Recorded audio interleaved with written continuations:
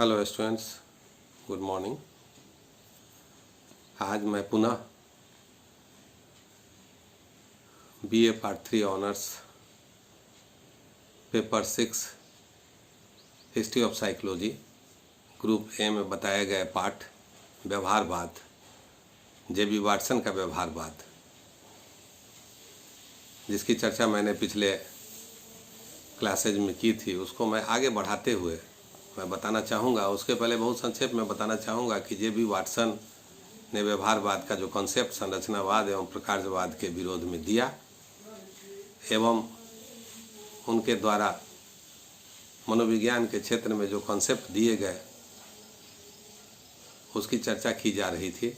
सबसे पहले उन्होंने मनोविज्ञान के विषय वस्तु के बारे में बताते हुए मनोविज्ञान में व्यवहारवाद किन किन विधियों को मानता है या किन किन विधियों को मानकर मनोविज्ञान एक उन्नत और वैज्ञानिक विज्ञान बन सकता है, इसकी उन्होंने चर्चा की थी। नेक्स्ट क्लास में हमने बताया था कि मनोविज्ञान में वाटसन के जो पोस्टुलेट्स हैं उनके 4 पोस्टुलेट्स या अभिवृत्तियों की चर्चा किए थे। इसके उपरांत हमने मनोविज्ञान में व्यवहारवादियों के शिक्षण संबंधी विचारधारा, जिसमें उन्होंने पैवलव के अनुबंधन को बेस बनाते हुए किस तरह उन्होंने अल्बर्ट नामक बच्चे पर प्रयोग किया और अनुबंधन को किस तरह से शिक्षण में सहायक माना, उस पर चर्चा की गई थी। नेक्स्ट चर्चा उन्होंने चिंतन को लेकर की थी कि थिंकिंग में व्यवहारवादियों का थिंकिंग को लेकर क्या मत है, उसकी चर्चा की थी। अब हम प्रिंसिपल ऑफ सिलेक्शन, जिसको वाटसन ने प्रस्तुत किया था और बताया था, उसकी चर्चा करेंगे। प्रिंसिपल ऑफ सिलेक्शन के बारे में व्यवहारवादियों का मत था कि प्राणी के सामने जब किसी प्रकार का कोई उद्दीपन उपस्थित होता है तो उसके आधार पर वह उत्तेजित होता है। कुछ उद्दीपन जन्मजात प्रवृत्तियों के आधार पर होता है और व्यक्ति की जन्मजात कुछ प्रवृत्तियां भी पाई जाती हैं, जिसके आधार पर वह वातावरण में उपस्थित विभिन्न प्रकार के उद्दीपनों में से किसी एक का सिलेक्शन करता है, किसी एक का चयन करता है। इसको इस तरह से समझा जा सकता है कि हमारे आसपास कई से उद्दीपन रहते हैं, परंतु हम उसी का चयन करते हैं जिसका हमें चयन करना होता है, और यह चयन की प्रक्रिया वाटसन के अनुसार जन्मजात होती है, इनबॉर्न होती है। इस आधार पर उन्होंने प्रिंसिपल ऑफ सिलेक्शन का सिद्धांत दिया। माइंड बॉडी रिलेशंस, वाटसन ने मन के अस्तित्व, जो कि पूर्व की मान्यता थी, जिसे मन शरीर द्वैतवाद का कॉन्सेप्ट भी कहा जाता है, उसको नकार दिया। महान फिलोसफर अरस्तु का जो कॉन्सेप्ट था उसको, द्वैतवाद का कॉन्सेप्ट, उसको नकारते हुए उन्होंने कहा कि माइंड बॉडी रिलेशंस में उस तरह का संबंध नहीं रहता है जैसा कि अन्य मनोवैज्ञानिकों ने बताया। उन्होंने ब्रेन को व्याख्या करते हुए बताया कि यह एक प्रकार का मिस्ट्री बॉक्स है। मस्तिष्क को उन्होंने मिस्ट्री बॉक्स या पजल बॉक्स कहा।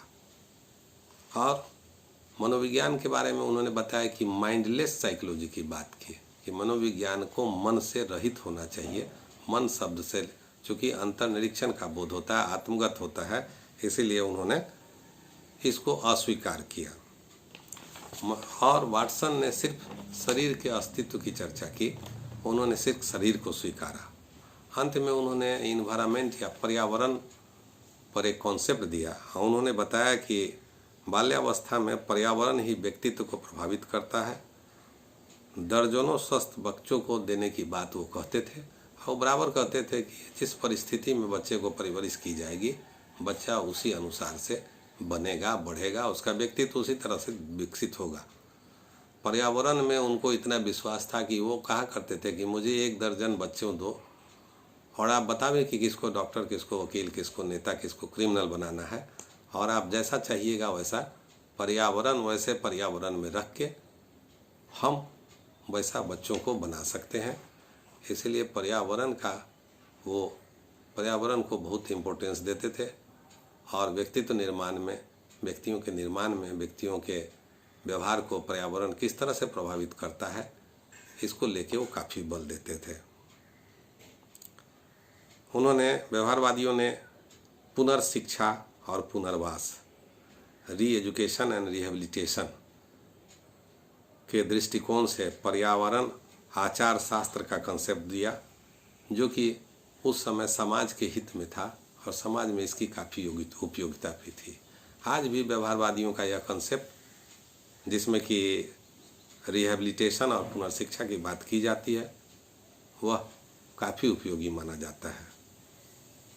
अब इस तरह से आज हम लोगों ने व्यवहारवाद में वाटसन का योगदान, व्यवहारवाद क्या है, वाटसन का मनोविज्ञान में क्या क्या कॉन्सेप्ट दिया, व्यवहारवादी दृष्टिकोण, जो कि मनोविज्ञान में वाटसन को व्यवहारवाद का जनक माना जाता है,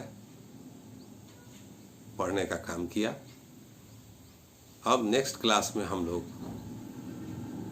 कुछ वैसे व्यवहारवादियों की चर्चा करेंगे जो अर्ली बिहेवियरिस्ट या अन्य वैसे व्यवहारवादी हैं जो वाटसन से मिलते जुलते या कुछ अलग तरह के व्याख्या किए व्यवहारवाद को, अलग तरह का उन्होंने कॉन्सेप्ट दिया, लेकिन वह भी व्यवहारवादी मनोवैज्ञानिक माने जाते हैं।